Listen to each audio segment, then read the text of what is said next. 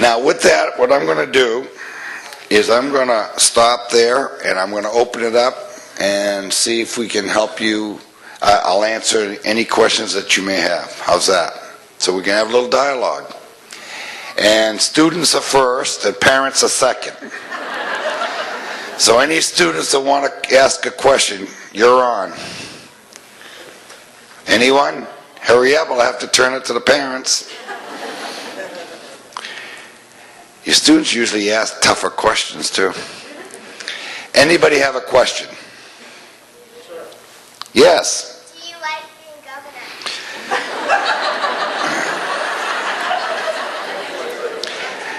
On days like today, yes.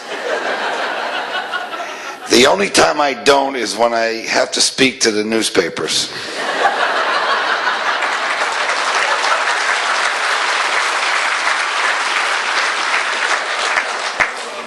Most common budget formula for schools we're all familiar with is taxes or property taxes at the local level.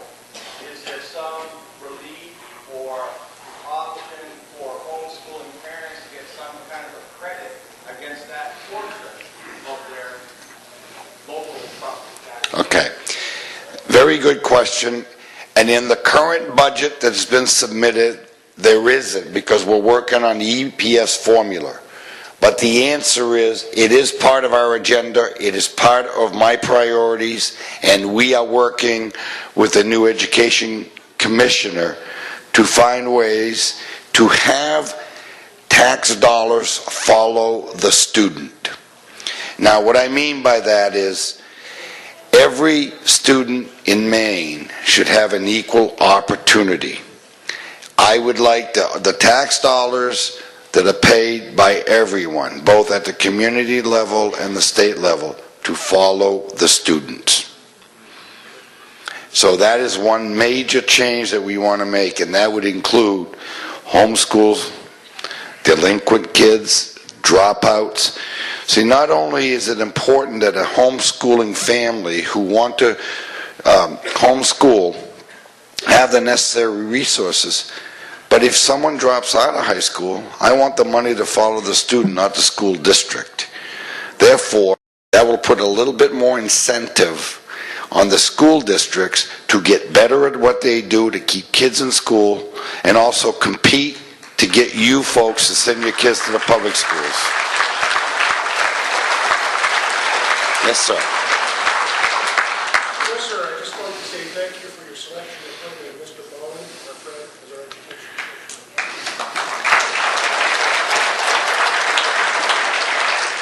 I will tell you this, he's an amazingly smart guy. And he and I were working, because he was working on our staff, and we were looking for an education commissioner, and unbeknownst to many of you, I offered it to him.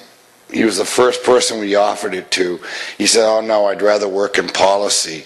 And as time went along and people started saying they couldn't afford to work for the state,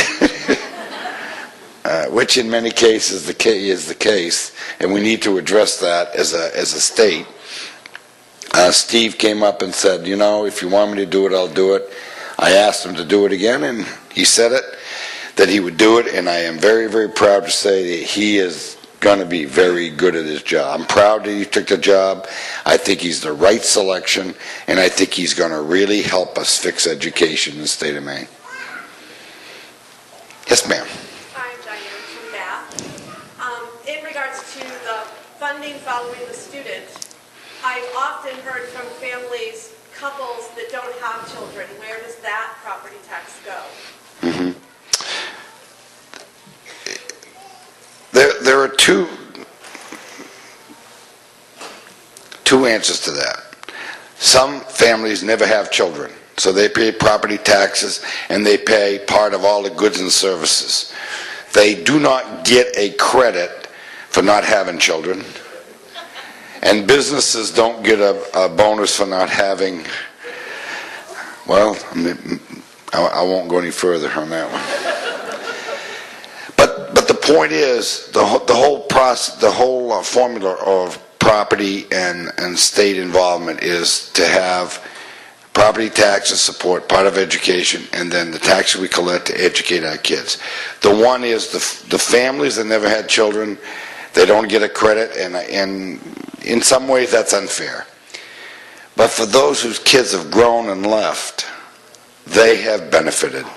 So it's for generational. It's for generation after generation after generation.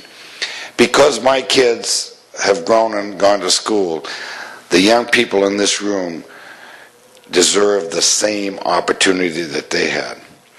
The unfortunate thing in Maine that I feel bad about is population of students is going down. There's less and less students every year. That concerns me on two fronts. One front is it's hard to grow an economy, and a prosperous economy, if your population is shrinking. And while we're not maybe shrinking in numbers, we're getting older, and that's not good. And the second one is very selfish on my part, is I need more students to grow up to go to work so they can pay more taxes so I can have a retirement.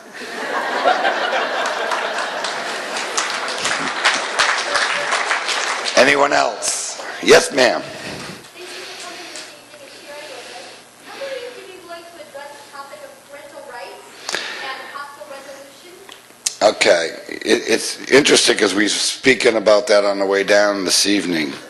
It is a very big concern of mine. I don't think that it's an immediate problem, but it's a problem that we need to be concerned about.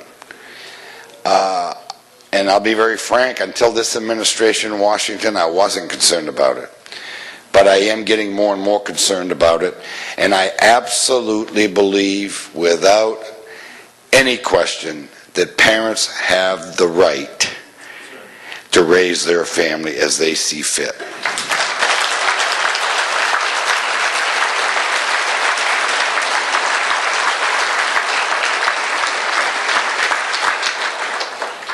That goes without, without abusing children. There's some people that would say that raising their children means they can beat them around. I'm certainly not advocating that. Good parenting and discipline and learning to tell your children no is not a bad thing in our society. And I think government ought to get out of the way when it comes to raising kids. Yes, ma'am. You spoke about the problem of students having to take remedial classes when they get to college, and that wastes their time and money. And there are also students who are perfectly capable of taking tests such as the CLEP test or the Dante's test. A lot of homeschoolers have experimented with that. And testing out of classes that they would otherwise have to pay for. Is there a way, perhaps, to make it a little more cohesive in the university and community college system so that more students can do that? Absolutely. And that's what we're looking at. And that's what the Common Core standard is all about. It's measuring a child where a child is at any point in time. So if a child is in the 3rd grade but he's performing at a 5th grade, they automatically take 5th grade work. Now, the one thing I will caution parents, and this is why I firmly believe in the 5-year high school, is because academically kids will be ready, academically ready much quicker than they are socially ready. And that's the only danger. Now, young ladies, they mature faster than young boys. So guys, you got to get with it. Yes. Governor, I'm the assistant director of the technical high school in Brunswick, and we know your support for technical education is very exciting for us. Can you give us some specifics about what you're thinking? Basically what we're thinking is we need to make sure that technical courses and vocational courses are mainstreamed, a center stage in our school. We can't Like in Waterville, for instance. And I bring up Waterville because I was the mayor of Waterville. We have a high school, Waterville Senior High School, and then we have the Regional Technical School. They're in the same building, but the high school's in the front of the building and the technical school's in the back of the building. And that's what I mean, it's got to be mainstream. They have to be together. We have to drop the stigma of if a child goes in to a technical trade, wants to be a plumber or an electrician or work for CMP or drafting, that those are good, honest, reliable, good-paying careers. And we have a society, we have now taken our schools, particularly high schools, in the state of Maine. We've gone on this track for the last 10 years that you're in high school, you're expected to go on to college. That is a bad, bad policy. I absolutely believe it's wrong. Every person is an individual. They learn at different rates. They like different things. And whatever you like is fine if you're a good, honest, contributing member of society. End of story. It doesn't make any difference which field you go into. In our country, education now, teachers, has sort of slid down the scale. In the 4 top nations, teachers are revered. Like policemen, firemen used to be revered in this country, teachers in Singapore and in Hong Kong are put on a pedestal. They don't make a lot of money. It's not much different than in this country. Slightly better, certainly better than Maine, but comparable to what we get paid in the U.S., but they're revered. And we need to go back to that. We need to find the best students and encourage them to go into education. Because the one thing I found out in Washington, a good teacher, a very good teacher, can have 25 students and they'll all excel. But an average teacher with 8 students will have 8 average contributors. So it's about finding the best in the education world.